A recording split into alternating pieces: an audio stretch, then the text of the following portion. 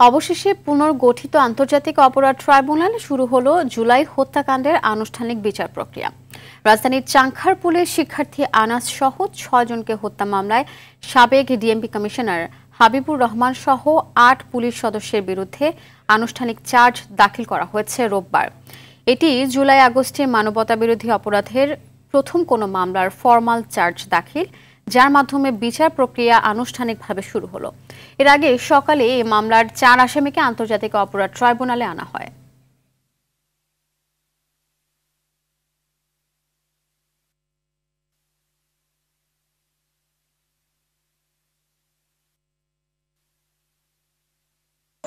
আজকে প্রথম formal charge দাখিলের মাধ্যমে ট্রাইব্যুনালে বিচার কার্যের যাত্রা শুরু করল।